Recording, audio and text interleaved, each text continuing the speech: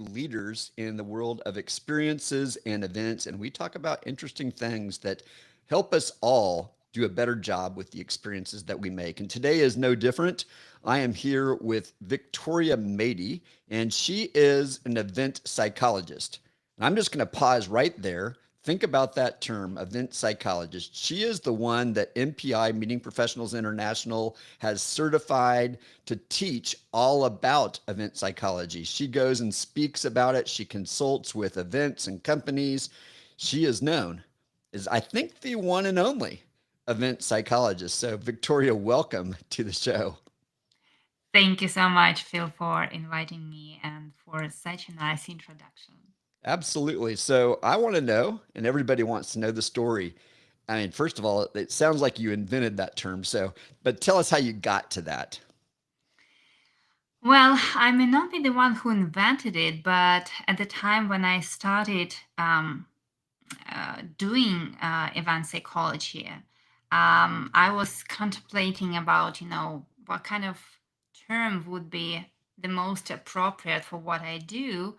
And I thought event psychology would be the most relevant and simple to use because everyone knows what psychology is or everyone understands the term, right? So then, of course, later on, I've heard about neuroscience of events, for example, right? Or, um, you know, by now, a lot of findings that I talk about come from behavioral science. But I think the term psychology is so comprehensive and so simple to grasp that I think it was the right decision to choose this term.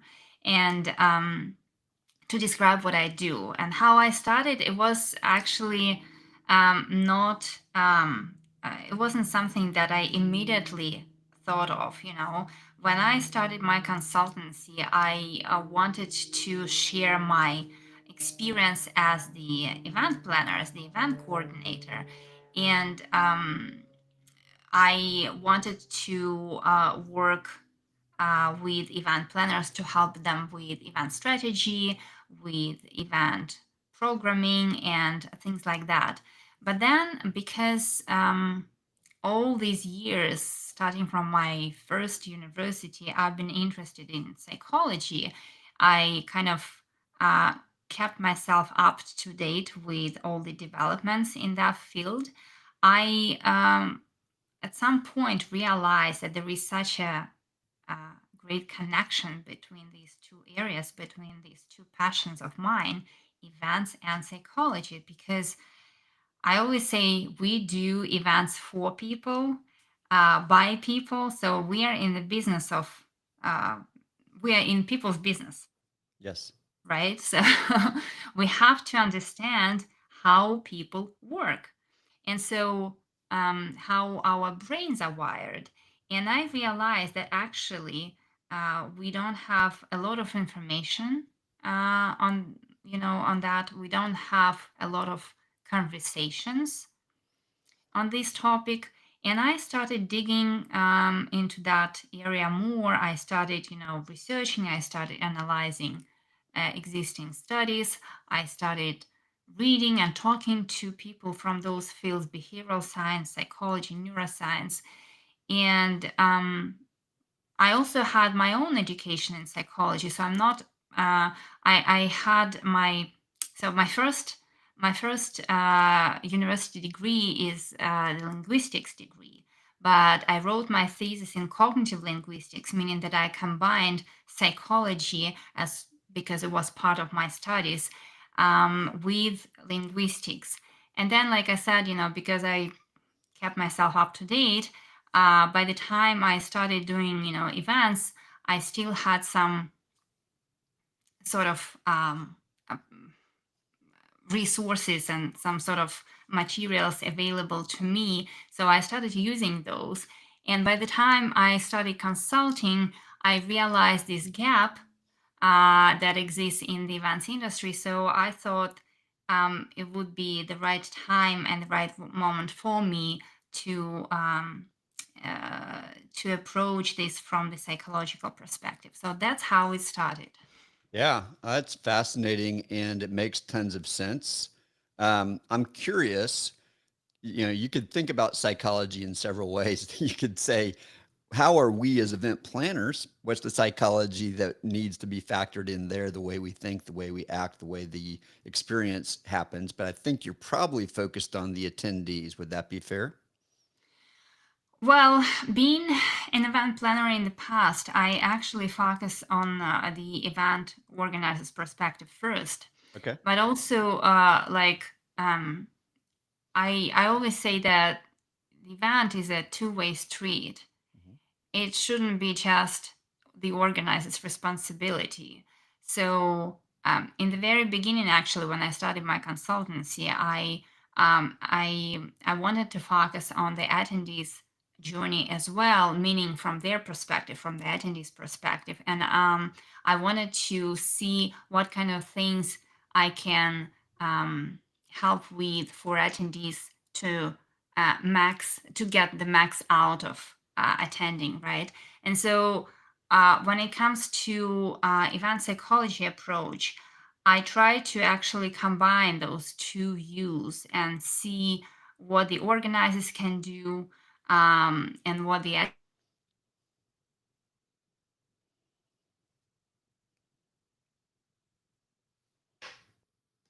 can do and how I both sides. I think we're having some technical issues here. Yeah, I think we are back. Yes, I think we are back now. So good. So you were saying that you try to look at it from both perspectives, the organizer's Exactly. perspective and the attendee's perspective. Let's focus right now on the attendees. And well, I guess it's kind of a both and, but what do we as organizers need to be thinking about to anticipate the needs of attendees on that journey that they're on? What are some surprising things or some things that maybe we as organizers don't usually think about that event psychology unearths for us?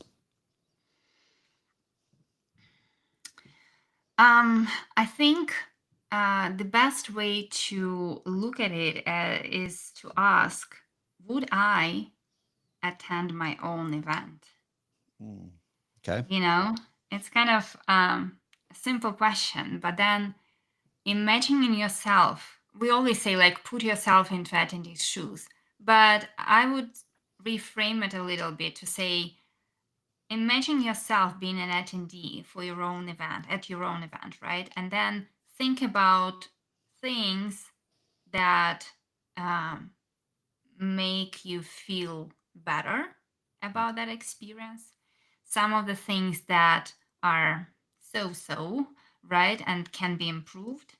And by looking at it from this perspective, putting yourself, immersing yourself into your own event as an attendee, you might be able to find some blind spots. And also, I think it makes it even more relevant because when you look at your event, you obviously look at it from the organizer's perspective. So you have this organizer's hat, right? But then thinking about it as something that you would attend um, as it is, right?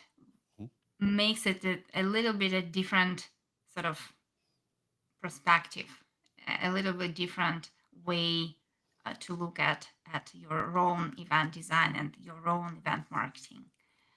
Yeah, I love the question.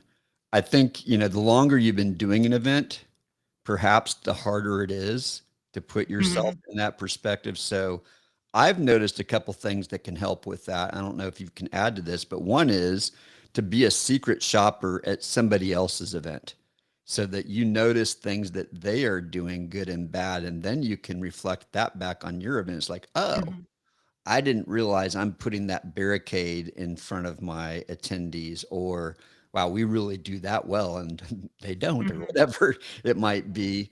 And then flip that. invite some event planners, maybe yourself, to come and be a secret shopper because you'll notice things that most of us won't notice. And then we've got those data points because it's great to put yourself in that role. But I've been doing the same event for 12 years. I don't see stuff that you would see. Hmm. Hmm. No, I definitely agree with this. And I think I would call it a planner bias because when you are so immersed in your job, you obviously have um, those blind spots. And another thing that may help with that is, in my view, is to attend other industry events because Yep. we usually go to the same events, especially in our own industries, right? In our own domains. So we get to see new things, but in a way they're the same, right? They're similar. But when you go to a completely different industry event, then you're able to open up yourself to something completely new, completely novel. And you may not be able to replicate the same ideas, but this will inspire you to to do things differently in your own field. I would recommend too going to different kinds of events, like a sporting event or a musical Mm, event or I a like it. festival, because that's going to make you notice stuff too that's different. It's not all relevant, but I was talking to a person today and she's focused in the sports industry on the journey from when somebody purchases a ticket to when they arrive and how do you prepare that first timer for what this experience is going to be. And all of us need more work on the first timer experience because we assume, especially when you've been going a decade or two, that everyone's just going to kind of naturally pick up on it. And that's not the case. Absolutely. Yeah, I agree. It's a great idea. All right. So, in your work, you've been teaching this, you've been consulting with companies.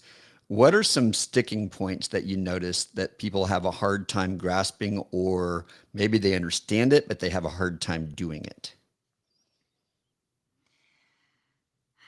I might have, I might be a little biased, but I think the more we talk about event psychology and psychological lens uh, to event planning and event marketing, the more I see. Um, uh, okay, let me put it in a different way. So,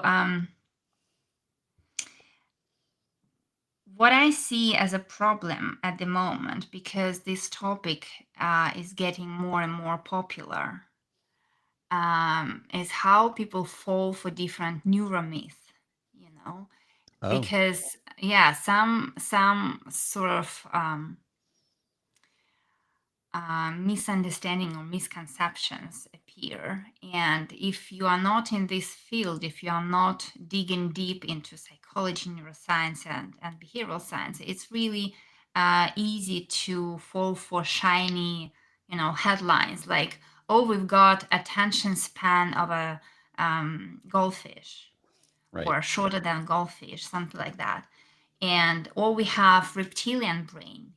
Those are things that leaders in the neuroscience, for example, or behavioral science, completely disproved. And it's something common in the neuroscience or the psychology world to know that it's not true. But whenever people hear from someone such a buzzy, shiny thing, they fall for it. They kind of believe it, right? And then they repeat it. And so it becomes popular. Like, our attention spans are getting shorter. No, it's not true.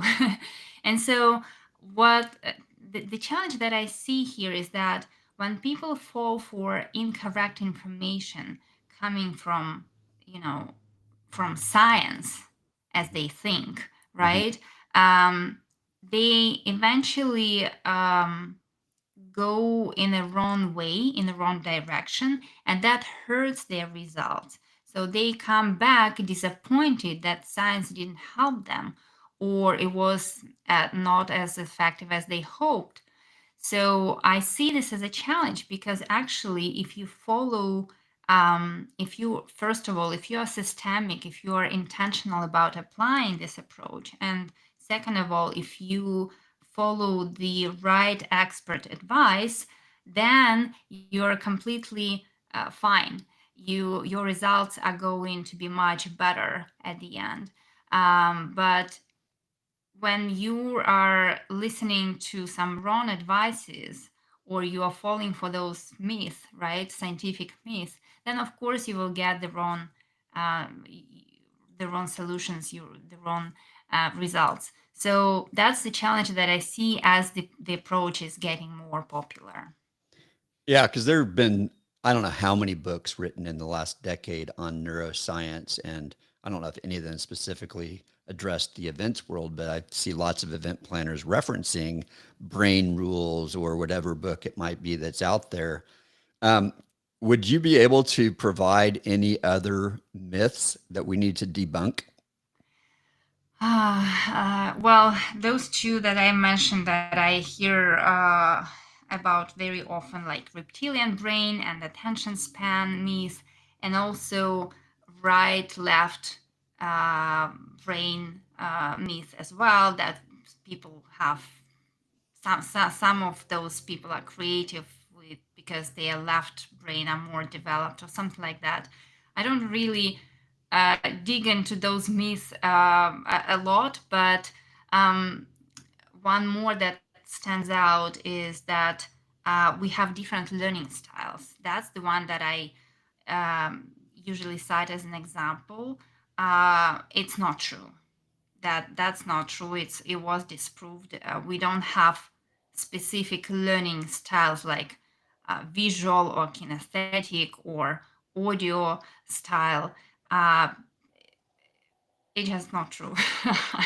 Would you I mean, say that we might have a preference for one of well, those? we might have a preference, but the way that our brains work, it doesn't distinguish between those like um, channels, right? So all those sensory stimuli that they come together in our brain, and so um, they help us learn. And so actually um, by engaging various senses, we are able to create more effective learning because we engage different senses at the same time. And so we might have preference, but it's not the same as learning style as is being popularized by Yeah. um, I'm people. with you on the multisensory approach because I've read the more senses that you can gauge, the more people will remember it. And therefore, Absolutely. they've learned and will hopefully then implement it, which is the goal that we have, at least at educational events, right? Yeah, no, absolutely. And there is also this thing that I really like to talk about is cross-sensory connections. So senses complement each other. So if you're able to uh, design your experiences in a way that has this sensory um, uh, engagement where senses complement each other, then your experience is much more um, effective and richer. So we're all used to sight and sound, right? Those are the things that we normally do. We have something up on the screens and we've got sound in the room. So, what do you mean by complementary beyond that? Well, you can engage a sense of touch, for example, right? By creating, let's say, by adding something to the space that would make it more tactile, right? So, for example, think about textures Mhm. or things that people can do with their hands, right? Like creating something. Mhm. So by again adding this sense to other senses, you make the experience richer. Absolutely. This is a like a tangent, but you said that it's a myth that people have short attention spans, but it seems like there's been an increase in things like ADHD and other um, situations like that. And here's what I'm wondering, because you're talking about tactile. I've heard that some people actually learn better if they have fidgety toys in their Mm. hand that distract them. And for other people, that doesn't work. What do you think about that? Is that's several questions at once, but what do you think? Yeah, I mean, I'm not an expert in, those conditions, neural conditions like ADHD, but um, I think that, of course, we need to take into account some individual preferences as well, right? And creating an environment where a lot of options are available is always the best thing to do, right? So that's one thing. And then another thing is that I don't think it actually is about attention only when it comes to different, preferences or neural ways that people consume information. It's not only about attention, it's about the cognitive load, it's about memory. So those are so many so many factors that affect how people learn, how they communicate. And so when I talk about again, when I talk about attention span, for example, generally this myth um, uh, is hurtful, harmful, because um, it kind of doesn't help us create better learning environments. uh, so what we should think about, instead of thinking about short attention spans, because again, uh, when we watch a movie and it's very captivating, right? Think about, one of those movies that you really like. Mhm. Nobody tells us, nobody thinks about short attention spans. We are able to watch for 2 hours straight without interruptions, without, refocusing, or kind of without the need to recharge our attention, right?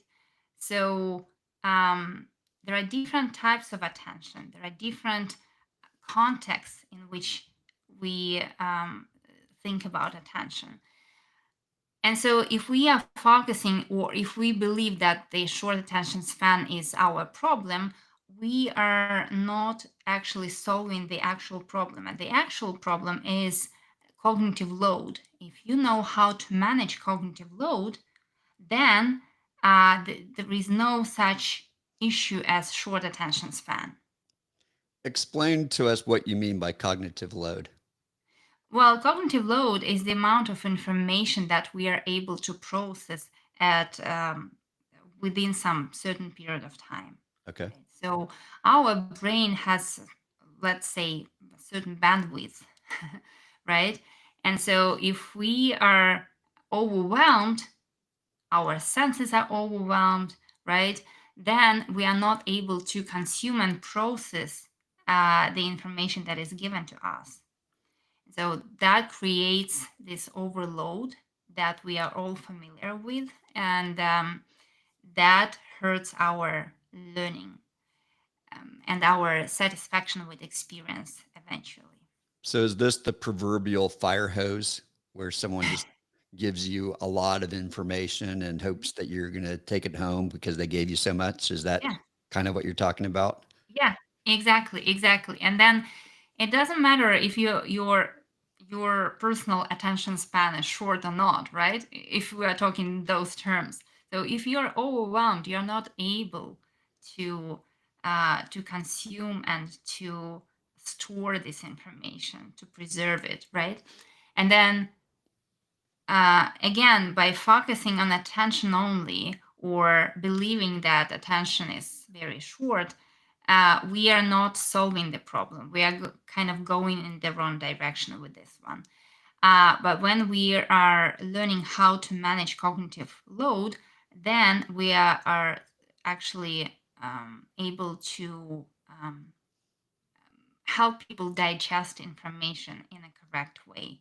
And so eventually, this will lead to greater satisfaction with the experience. Now, I know we're getting into a little of educational psychology here, Yeah. but would you say that people at different knowledge levels might experience overwhelm at different rates? So let's say, you were teaching about event psychology and you had some people in the room who don't even know a thing about psychology. And maybe you have some PhDs in psychology in the room, and then you've got some people who've dabbled in it. Wouldn't you say that the amount of content you give would have different cognitive loads depending on kind of their background, or is that not true? Well, I don't know from the academic perspective. There might be some studies on that I'm not aware about, but I would say um, to some extent, yes, it might affect people, of course, because the amount of novel information matters, Mm, yes. right? And so if I have different attendees with different backgrounds, of course, the extent of novelty would be different for them, and so that would affect how much are they are overwhelmed or not. That's interesting because I've seen this happen where someone that might be in the room and say, "This is too much. I don't even understand what you're saying." They check out. Someone Hmm. else might be in the Yeah. room saying, "I already know all this. I could teach this maybe even better." Yes. They check out. So the novelty, it's got to be delivered in a way that it's accessible for the people in the room. Here's the place Yes, and that, I go ahead. Yeah, respond. I mean, that's how why it is so important to understand your audience and their needs and their level of um, familiarity with the topic, right? Because again, there should be some sort of balance when you present this information. It should be interesting or equally interesting, or as much as possible, equally interesting to different people.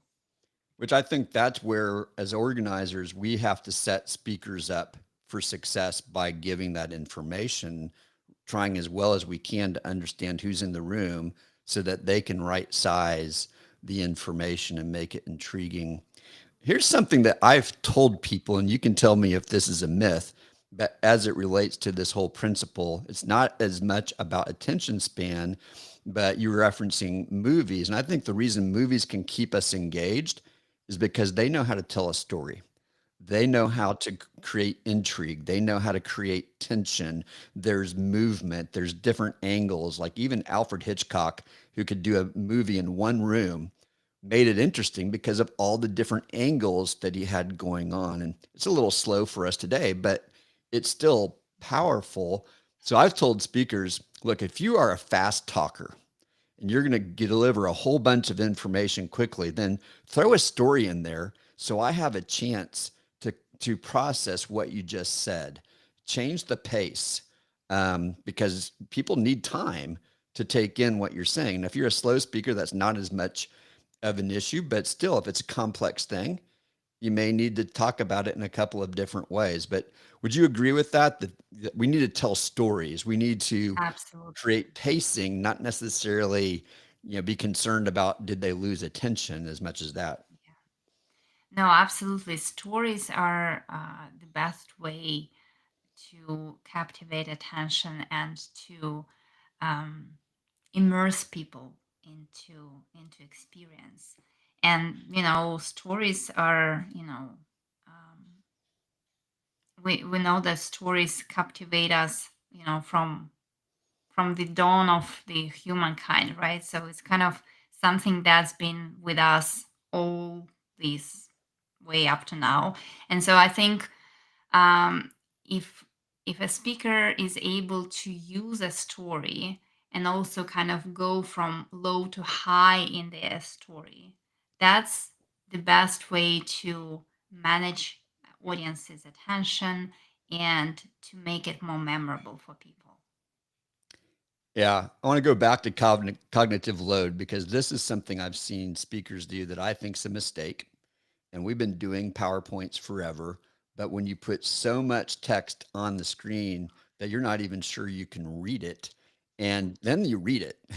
That's even worse. But you expect people in the audience to be able to read it, and there's just way too much to process on the screen. I feel like we're doing a disservice, and that again probably causes people to check out. Oh yeah, I cannot agree more. It's one of those pet peeves that I always mention because, a wall of text is something that's so simple to get rid of, but we still have it up until this day. I'm fighting, with these, in different projects, and I try to teach people that whenever I have like a speaker training or even, advanced psychology trainings, I talk about it just to mention that this is a very simple tweak that should be done, must be done. And the organizers should take care of it because not every speaker would know it, especially in academic field, for example. They are so used to have those like uh, wall of text, basically. Yes, I mean, I really don't know how to call it in any other way, but people cannot read and listen at the same time. So obviously they will check out. Obviously they don't get half of what you are saying. They don't get your point at that particular moment. And you are, yes, as a speaker, you are doing a disservice to yourself. So um, replacing it with a visual that complements your point and a couple of words or and a couple of words, that's the best way to convey your message. Now, there's an objection that's rising in my brain, which may or may not be true. My dad was a cardiologist. So Mhm. if you were at a medical convention where they're explaining some complex concept, back in the day, he was the first person in our town to learn angioplasty, which is the little balloon you stick in someone's arteries to blow up the plaque that's in there so they don't have a heart attack. And that process is a very technical thing. You need to explain it in medical terms that you and I would probably not understand and we'd be bored. But are there circumstances where that might be irrelevant? Like you actually need to put a bunch of things on the screen because you are explaining something so technical and the audience understands it. Yeah, you are absolutely right. Of course, that yes, that's the correct example, and we should always look at the context. But in most cases, like yes, even if it's technical, um, I think it's better to look at your content as a speaker in a way that what I can subtract rather than add first, Yes. because we are wired to add things first. So that's our um, default setting, Mm. right? To add because we want as a content provider, as a speaker, you probably want to add as much as possible, especially if you are passionate about your subject, right? And whether it's technical or not, that's again the default setting.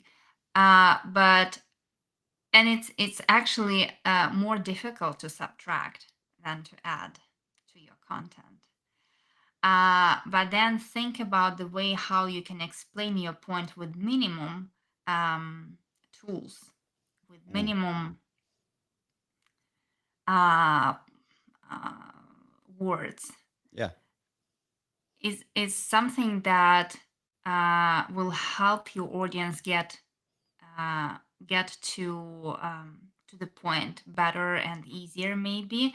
And I think it's um, it's a way not to overwhelm your audience. But again, of course, it all depends on a context. So in some specific instances, it might be better to add the details, to add some technical terms and explanations and walls of text as well. It's just that I think in 90% of the times, maybe it's not worth it.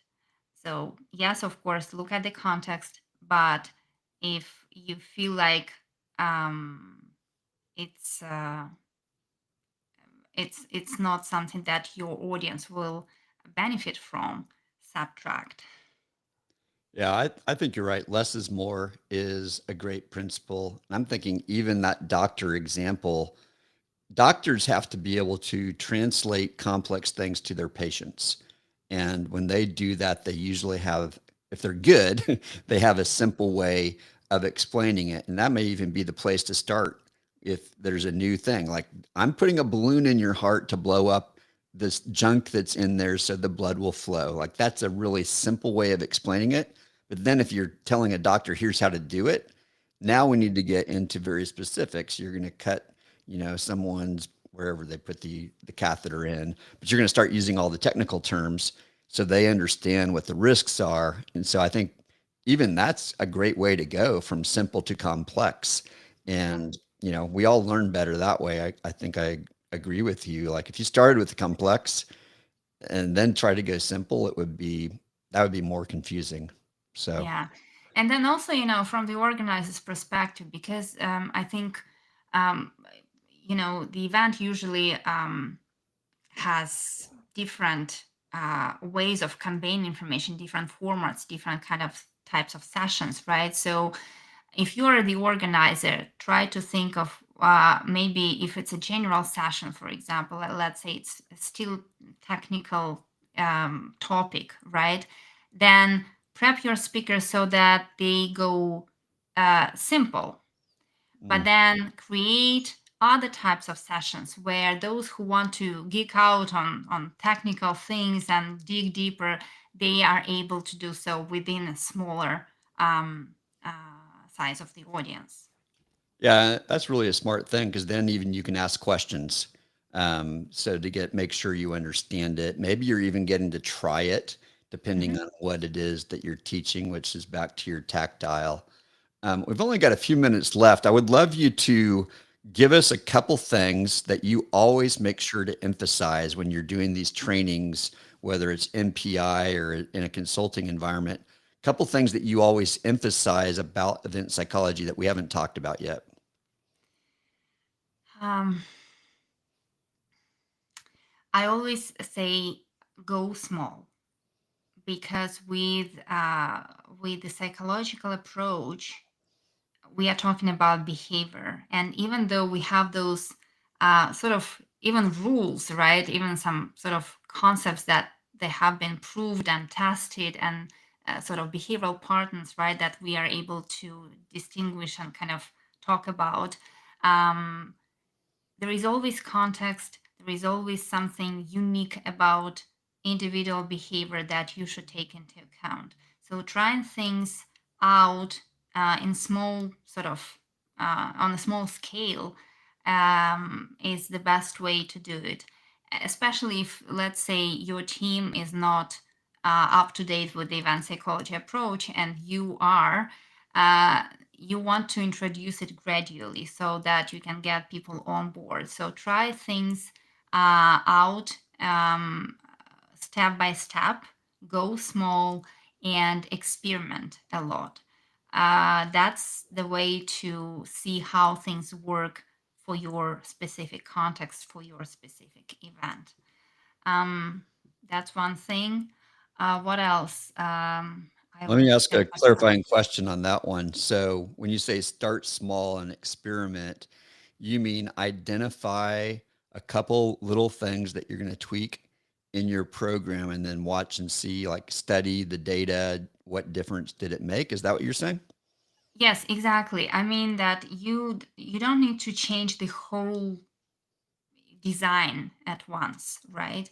Pick up some small challenge that you can try uh, to apply psychological solution to, and test it and see what worked, what did not work, and how you can improve it in the next iteration, right? And so if if you receive some big results, you can always showcase it to the whole team and say, okay, let's try another thing. And that's how you get people on board, and that's how you develop the whole approach within your team, within your event.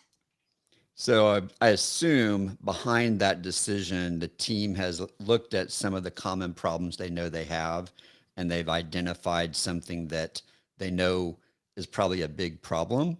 But Mhm. now scientific method says, let's create a hypothesis that we're going to Mhm. test, and here's how we're going to test it.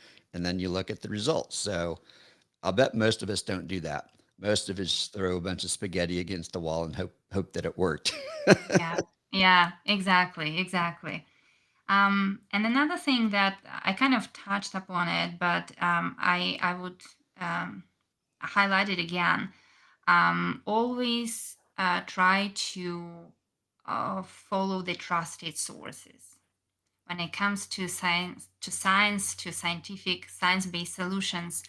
Always follow the trusted sources, because that's how you can make sure that solutions that you are trying that you will try to experiment with are will lead you to the right results. Do you collect some of those sources that we as event organizers should be referencing? Set you up there. Yes, I actually have a collection. I call it the Event Psychology Hub. It's on my website, matey.events. And there is a whole library of various sort of materials, resources, links, studies, everything possible is over there. I try to um, keep it up to date as much as possible. And I also have like a whole collection of my own frameworks and checklists to download, so that it's all there. That's fantastic. And we'll come back to that at the end. This has been a fantastic conversation, Victoria. I know we identified pre-show a whole nother topic we want to talk about, which is when you're creating global cross-cultural events, what are the things that you need to be thinking about? So that's a teaser, everybody. That conversation will come later. But right now, I'd like to move to the signature sign-off moment, which is when I play a saxophone interpretation of what you loved about this conversation. So I've given you the challenge to come up with one Russian word, because if you haven't noticed, folks, she has a little bit of a Russian accent. So give me three words, and if you do choose a Russian one, you got to at least translate it for me. Yeah, of course. So let's start with the Russian word. The one that sounds like this: "Незабываемый," and that means unforgettable. Well, there you "Незабываемый." go. I love it. that's that's the complicated one, I know, but Say that it means again. unforgettable. Say it a little bit slower. Okay, "Незабываемый." Niza Bavayamini. Close. Yeah, yeah, yeah. All right. I love it. Well, that's a complex word, I can tell That you, is, but yeah, you did great. Um, then psychology, of of course. course. Yep. Yes, and the third one, let's say experimentation. All right. All right. I have a Russian word for you. Gospodи pomilui. I wonder how you learned it. Because I sang that word about 1,000 times in college in the men's glee club. It's from the Russian Gosh, Mass. If I you're ever like it. listening, it means Lord have mercy or something Yes, along yes, those lines. Right? exactly, All right, exactly. here we go for unforgettable psychology and experimentation, which jazz is all about experimentation. So that's great.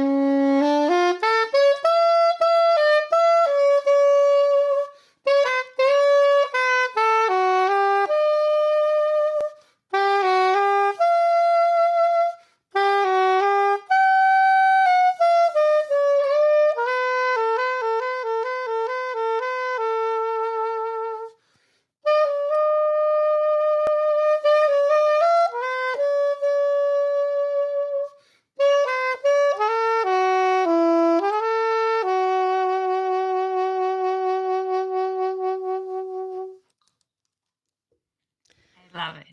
Thank you so much, Victoria, for being on the show. Everybody, it's Victoria Matey, Matey. Sounds like you might be from Australia or a pirate or something, Matey.